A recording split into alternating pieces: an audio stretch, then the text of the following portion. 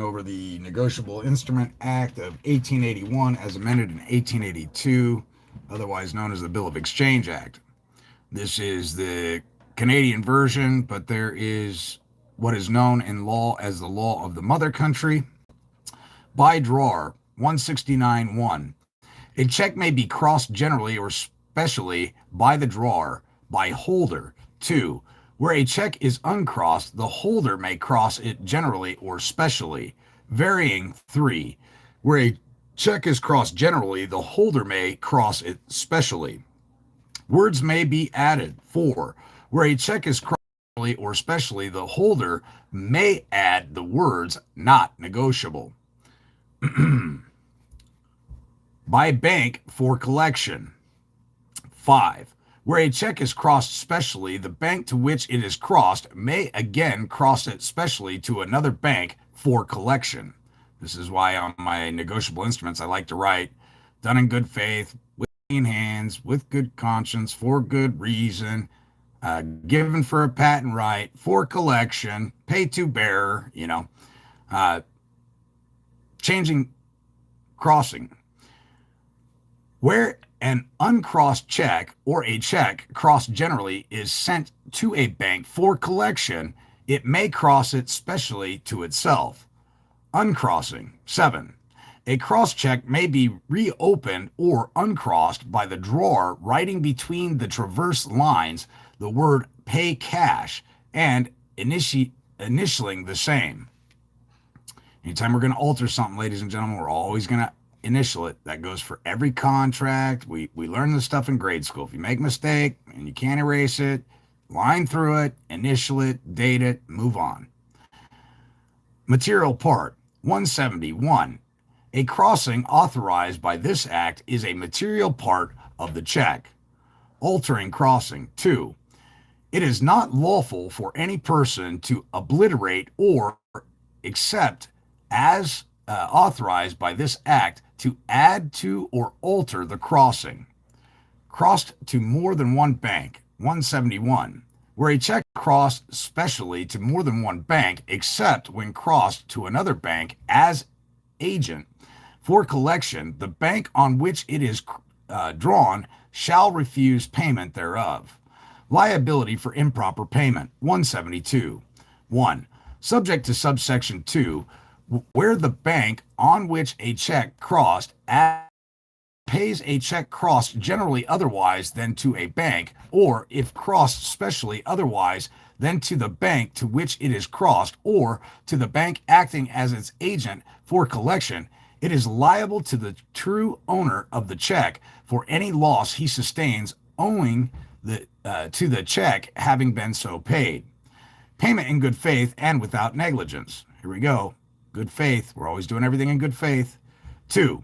Where a check is presented for payment that does not at the time of the presentment appear to be crossed, or to have had a crossing that has been obliterated, or to have been added to or altered otherwise than as authorized by this act, the bank paying the check in good faith and without negligence shall not be responsible or incur any liability, nor shall the payment be questioned by reason of the check having been crossed, or of the crossing having been obliterated, or having been added to or altered otherwise than as authorized by this act, and of payment having been made otherwise than to a bank or to the bank to which the check is or was crossed, or to the bank acting as its agent for collection, as the case may be.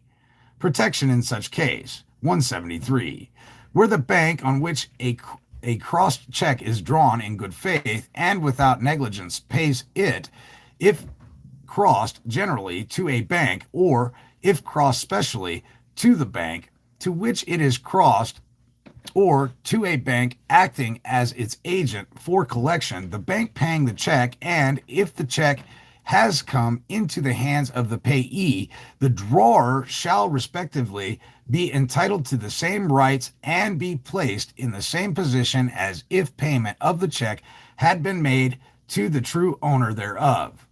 Not negotiable. Cross. 174. where a person takes a cross check that bears on it the words not negotiable, he does not have and is not capable of giving a better title to the check than the person from whom he took it had. Customer without title. 175.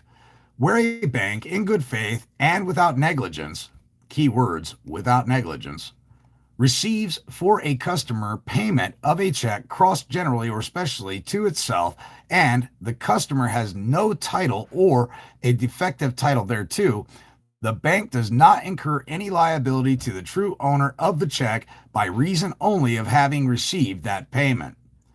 Now we're going to get into the good shit right here. Part 4. Promissory notes. Definition 176.1. A promissory note is an unconditional promise in writing made by one person to another person, signed by the maker, engaging to pay on demand or at a fixed or determinable future time a sum certain in money to or to the order of a specified person or to bearer. Endorsed by maker. 2. An instrument in the form of a note payable to the maker's order is not a note within the meaning of this section unless it is endorsed by the maker. Pledge of collateral security. 3. A note is not invalid by reason only that it contains also a pledge of collateral security with authority to sell or dispose thereof. Inland notes. 177. A note that is, or on the face of it purports to be, both made and payable within Canada is an inland note. The same applies if you're doing the note in the United States, okay, or in Indonesia. It's considered an inland note. If you're doing business over in India, then it's an inland note over in India when you're doing the business over there. If you're doing business here in the United States and you're signing that note here in the United States, then it's an inland note as far as the United States is concerned. If you're doing it in Canada, the same thing applies, okay? Foreign note. 2. Any other note is a foreign note. Delivery. 178. A note is, I always struggle with this fucking word, inchoate and incomplete until delivery thereof to the payee or bearer. Joint and several liability. 179.1. A note may be made by two or more makers, and they may be liable thereon jointly or jointly and severally, according to its tenor. Individual promise. 2.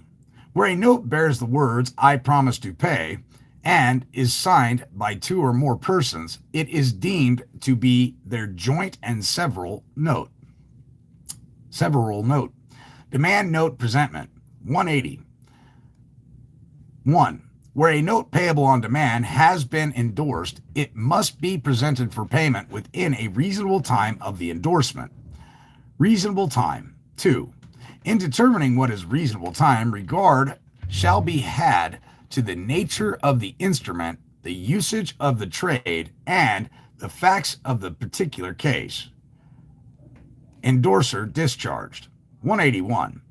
Where a note payable on demand that has been endorsed is not presented for payment within a reasonable time, the endorser is discharged, but if it has, with the assent of the endorser, been delivered as a collateral or continuing security, it need not be presented for payment so long as it is held as such security. Not deemed overdue.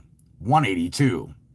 Where a note payable on demand is negotiated, it is not deemed to be overdue for the purpose of affecting the holder with defects of title of which he had no notice, by reason that it appears that a reasonable time for presenting it for payment has elapsed since its issue. Presentment at particular place. 183. Where a note is, in the body of it, made payable at a particular place, it must be presented for payment at that place. Liability of the maker. Liability of maker. 2. In the case described in subsection 1, the maker is not discharged by the omission to present the note for payment on the day that it matures, but if any suit or action is instituted thereon against him before presentation, the costs thereof are in the discretion of the court. Note payable generally. 3. When no place of payment is specified in the body of the note, presentment for payment is not necessary in order to render the maker liable. Liability of endorser. 184. 1. Presentment for payment is necessary in order to render the endorser of a note liable. Presentment at particular place. 2. Where a note is, in the body of it, made payable at a particular place, presentment at that place is necessary in order to render an endorser liable. Presentment elsewhere. 3. When a place of payment is indicated by way of memorandum only, all right? Presentment at that place is sufficient to render the endorser liable, but a presentment to the maker elsewhere is sufficient in other respects shall also suffice. Effect of being maker. 185. The maker of a note, by making it, A, engages that he will pay it according to its tenor, and B, is precluded from denying to a holder in due course the existence of the payee and his then capacity to endorse. Application of Act to notes. 186. 1. Subject to this part, and except as provided by this section, the provision of this act relating to bills apply, with such modifications as the circumstance require, to notes. Terms corresponding. 2. In the application of the provisions of this act relating to bills being bills of exchange, the maker of a note shall be deemed to correspond with the acceptor of a bill of exchange, and the first endorser of a note, promissory note, shall be deemed to correspond with the drawer of an accepted bill of exchange, payable to the drawer's order. Provisions inapplicable. 3. The provisions of this act with respect to bills of exchange, and relating to A, presentment for acceptance, B, acceptance, C, acceptance under protest, and D, bills of exchange in a set, do not apply to notes. Protest of foreign notes. 187. Where a foreign note, promissory note, is dishonored, protest thereof is unnecessary except for the preservation of the liabilities of endorser. Part 5. This is my favorite part right here, and you're going to see why. This is what nobody's telling you about. Nobody's squawking and talking about consumer bills and consumer notes, okay? And this is important. And you're not going to find it in the UCC, because the UCC is a Uniform Commercial Code. They're not going to be telling you about consumer bills and consumer notes, okay? They want you engaged in commerce. See, you go to a bank and you say, I want to start up a deposit account. And they'll convert that deposit account into a checking account with a small little bit of interest. And the reason they do that is so now they can say you're engaged in commerce, you're making an income, and it's a taxable event, and you're engaged in commerce. Okay? You want to prevent that from happening by telling them, no. I don't want my deposit account converted into a fucking checking account, you asshats. I want you to do exactly what the fuck I tell you. I want a deposit account. Nothing more, nothing less. A non-interest bearing deposit account. Okay? I don't want to write checks out of it. I don't want to do any of that shit out of it. I just want a non-interest bearing deposit account. Okay? Definition. 188 in this part. Consumer purchase means a purchase other than a cash purchase. Okay? Check it out. Other than a cash purchase of goods or services, or an agreement to purchase goods or services. Not a bad idea. A, by an individual other than for resale or for use in the course of his business. Right there. This is quintessential. It's key. It's a key element. Ladies and gentlemen, in the United States, when you're doing something and it's for private household consumer goods, ladies and gentlemen, that is the primary obligation of the United States. Okay, you're a preferred stockholder. That's what the birth certificate proves. It proves that not only are you a preferred stockholder, you're a holder in due course. You have also in your hands with the birth certificate is proof of power of attorney per proclamation issued by the President of the United States. Okay. And after 1933, all the proclamations heretofore and hereafter are absolutely binding. All right, so you just acknowledge and accept the proclamations, bring forward your warehouse receipt, the bill of lading, the birth certificate, whatever the fuck you want to call it. Know that you're the holder in due course. You have evidence that you are the beneficiary of said document, and you have special drawing rights that are security obligations of the United States. Okay, Canada may be a little bit different, but it pretty much goes to say it's all the same. Profession of calling, and B, from a person who is engaged in the business of selling or providing those goods or services. Goods means any article that is or may be the subject of trade or commerce. Now, this is very important. When you look up Title 15, subsection 1, subpart 1 in the United States Code, they will have commerce lit up in blue, which means you can click on it and it will tell you what it is. They never highlight trade. You want to know why? They don't want to show you the private side, okay? If they actually gave you a definition for trade, nobody'd be doing this shit, all right? You'd all realize that you're engaged in trade.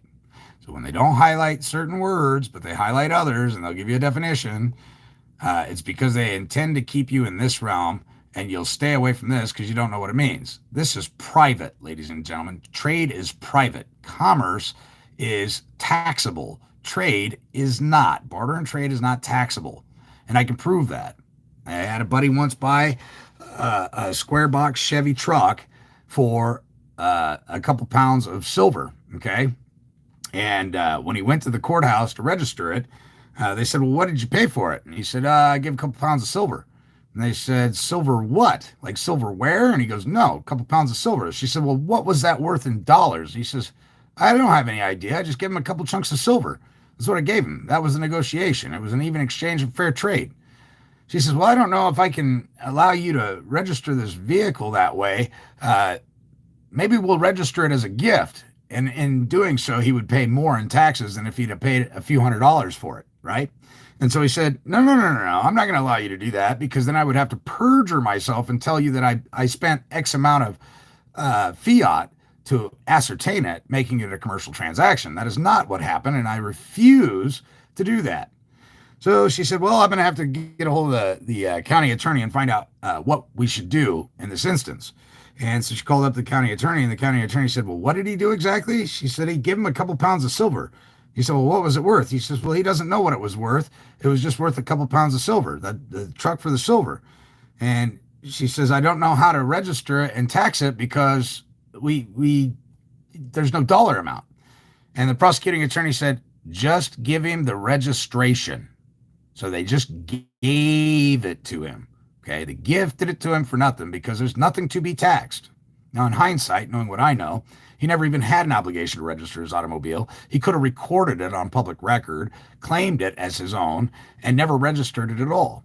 But anyway, needless to say, you have to pay attention to these things. There's a difference between trade and commerce, all right? Or this word right here, this audible word, or wouldn't be there. But does not include land or any interest therein. Purchaser means the individual by whom a consumer purchases is made. Consumer purchase is made. Seller means the person from whom a consumer purchase is made. Services includes repairs and improvements. Consumer bill. This would be a consumer bill of exchange. 189. 1. A consumer bill of exchange is a bill of exchange issued in respect of a consumer purchase and on which the purchaser or any person signing to accommodate the purchaser is liable as a party, but does not include A, a check that is dated the date of its issue or prior thereto, or at the time it is issued, is post-dated not more than 30 days, or B, a bill of exchange that 1. Would be a check within the meaning of Section 165, but for the fact that the party on which it is drawn is a financial institution. Proclamation 2039, ladies and gentlemen. You are a financial institution per the proclamation. Proclamation 2039. Other than a bank that, as part of its business, accepts money on deposit from members of the public and honors any such bill directed to be paid out of any such deposit to the extent of the amount of the deposit, and 2, is dated the date of its issue or prior thereto, or at the time it is issued is post-dated not more than 30 days. Consumer note. This would be a consumer promissory note. 2, a consumer note is a promissory note. A, issued in respect of a consumer purchase, and B, on which the purchaser of any one signing to accommodate him is liable as a party. Presumption as to issue. 3, without limiting or restricting the circumstances in which, for the purpose of this part, a bill of exchange or a promissory note shall be considered to be issued in respect of a consumer purchase, a bill of exchange or a promissory note shall be conclusively presumed to be so issued if A, the consideration for its issue was the lending or advancing of money or other valuable security by a person other than the seller in order to enable the purchaser to make the consumer purchase. Here in the States, ladies and gentlemen, you're giving a credit application with a promissory note, and we're forgetting one other thing we got to give them to prove that we have special drawing rights and that we are the holder in due course, and that all our obligations are obligations of the United States. They're security obligations of the United States. All our notes, drafts, bills of exchange, bankers' acceptance, trade acceptances. You want to know the one thing everybody's forgetting to give them? A birth certificate. Give them the warehouse receipt. It's right there in the 73rd Congress. You have to give them the application, the promissory note, and the receipt. And then you want to create a bill of lading for everything that you're giving to your in your exchange for your private household consumer goods. Remember, you're not engaged in commerce, so it's non-taxable, okay? So long as it's not engaged in commerce, it's not taxable. And B, the seller and the person who lent or advanced the money or other valuable security where, at the time the bill or note was issued, not dealing with each other at arm's length within the meaning of the Income Tax Act. Well, surprise, surprise, the United States and Canada are exactly the fucking same. All right? When it's engaged in commerce, there's an income tax. Okay? When it's not commerce, there is no tax. All right? Americans aren't responsible for paying any taxes on the private household consumer goods. Period. End of story. Not only that, Article 1, Section 10, Clause 1, the United States Constitution, no state shall coin anything other than a gold and silver coin for the payment of a debt, okay? For the tendering of a payment of a debt. So, with that said, acts don't repeal, they don't amend, and they don't abolish the Constitution. The Constitution's still there, ladies and gentlemen. You just got to learn how to assert your rights and invoke Article 1, Section 10, Clause 1. Now, that being said, Article 1, Section 10, Clause 1 also says the government does not have the right to interfere with contract or impair the obligation of contract. That's why you're getting them to sign all the notes first, all the documentation first, before you leave their building, and then you go back through the contract and you cross out what doesn't benefit you, you add what needs to be added. Maybe you're giving specific instructions on how to negotiate the instrument with a Federal Reserve agent or at the Federal Reserve discount window to be negotiated at the Treasury so the comptroller of the currency can extend Federal Reserve notes, or maybe you're simply putting them on notice to go ahead and terminate the note. Okay? And you're going to do an acknowledgement and acceptance of the warranty deed, the grant deed, the joint tenancy deed, the bill of sale, whatever it is. Okay. Application of act to consumer bills and notes, consumer bills of exchange and promissory notes. The application of act to consumer bills of exchange and consumer promissory notes. 4. Except as otherwise provided in this part, the provisions of this act applicable to bills of exchange, and checks apply, with such modifications as the circumstances require, to consumer bills, and those applicable to promissory notes apply to consumer notes, with such modifications as the circumstances require. Consumer bill of exchange, or note, consumer promissory note, to be marked 190. Listen, ain't nobody fucking telling you this shit, but I'm gonna give it to you right here. All right, pay attention. 190 is fucking crystal clear. Every consumer bill of exchange that is a consumer bill of exchange or consumer promissory note shall be prominently and legibly marked on its face with the words consumer purchase right there. And they've got quotation marks around it, ladies and gentlemen. I have found that anytime in the code they've got something in quotation marks, they are drawing your attention to it. Okay? So anytime you're doing anything that is a consumer purchase and not for your business that you intend to write off on taxes, and you're not doing a commercial thing, you're doing an even exchange fair trade, paper for paper, the thing that you're acquiring has no bearing, because if you read the 73rd Congress, the application, the tender, and the receipt is actually the security, ladies and gentlemen. Before or at the time when the instrument is signed. So again, you've got to do it before or at the time the instrument is signed. This isn't something you can allonge later because you think it benefits you. You have to knowingly, willingly, and intentionally know what you're doing when you walk in there, and make sure that the contract or the promissory note or the bill of exchange, whatever you're doing, says consumer purchase. All right. And your credit application is for a consumer credit transaction. Okay. Before or at the time when the instrument is signed by the purchaser or by any person signing to accommodate the purchaser. Effect where not marked. Here's where the consequence is for not listening. 2.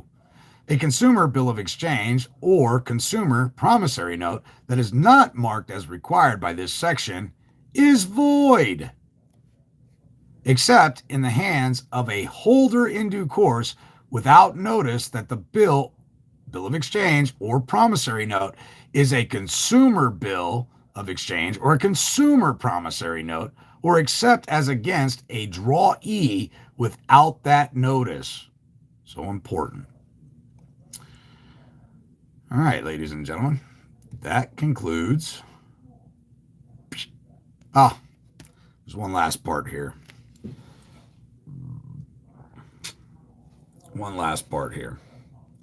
All right. In the consumer bill of exchange, in the Negotiable Instruments Act of 1881, amended as amended in 1882, otherwise known as the Bill of Exchange Act. In the Canadian layout of this act, they have noting for non-acceptance. They lay it out for you exactly how it should be laid out. Your protest, look, they give you the fucking shit. This is like corpus juris secundum here. They're giving you fucking templates, for fuck's sake.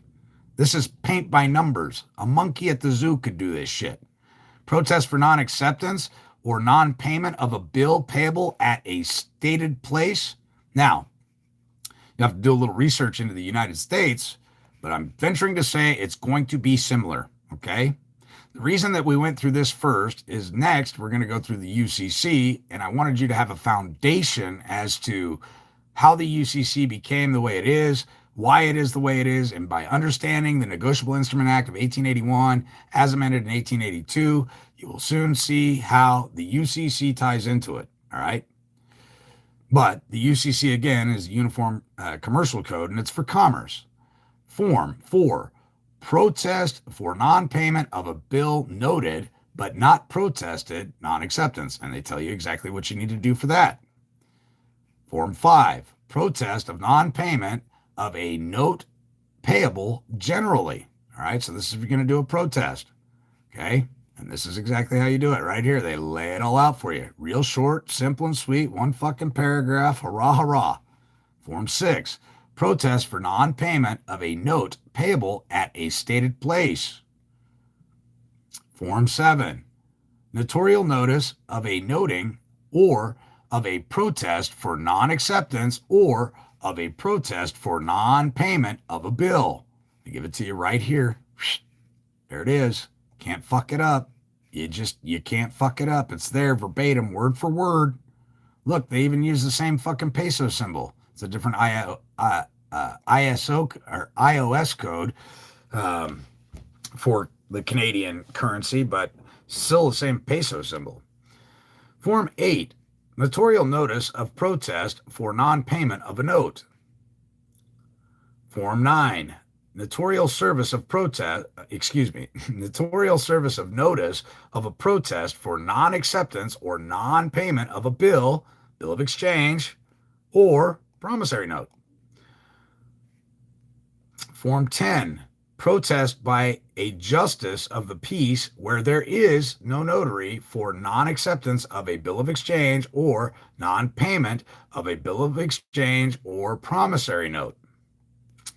And that concludes the Negotiable Instruments Act of 1881 as amended in 1882, and also known as the Bill of Exchange Act. All right. And when we come back, we'll be going over the UCC. We'll make you guys fucking lethal. I'm telling you what, we're going to make you fucking lethal.